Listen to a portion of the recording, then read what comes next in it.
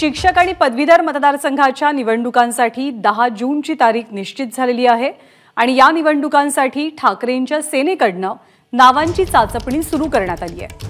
मुंबई पदवीधरसाठी अनिल परब आणि वरुण सरदेसाई या दोन नावांचा विचार केला जातोय, तर कोकण पदवीधरसाठी किशोर जैन यांच्या नावाची चाचपणी सुरू असल्याची माहिती मिळते। वेदांत तरीब आपल्याला माहिती देतील। वेदांत, शिवसेना ठाकरेंची शिवसेना कशी गणित जुळवते या निवडणुकीसाठी?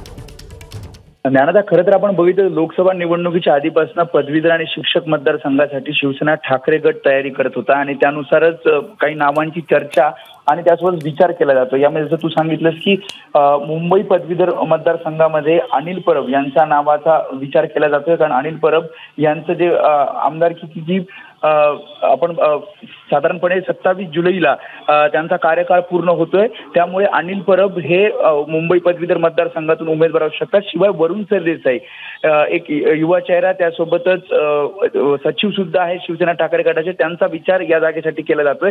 तर दुसरीकडे कोकण पदवीधर मतदारसंघासाठी किशोर जैन हे रायगड जिल्ह्याचे सहसंपर्क प्रमुख आहेत, त्यांचा विचार या संदर्भात केला जातोय। तर मुंबई शिक्षक मतदारसंघासाठी जमो अभ्यंकर जे शिक्षक सेनेचे अध्यक्ष आहेत, त्यांच्या नावावर जवळपास शिक्कामोर्तब मानला जातोय। तर नाशिक शिक्षक मतदारसंघात किशोर दराडे ते जरी शिवसेना ठाकरे गटासोबत सध्या आहे, तरी या ठिकाणी सुद्धा चाचपणी शिवसेना ठाकरे गटाकडून केली जाते आणि या 3 ते 4 नावांची चर्चा सध्या उमेदवारी ठरवताना केली जाते। ज्ञानदा, धन्यवाद वेदांत या माहितीबद्दल। एबीपी माझा, उघडा डोळे बघा नीट।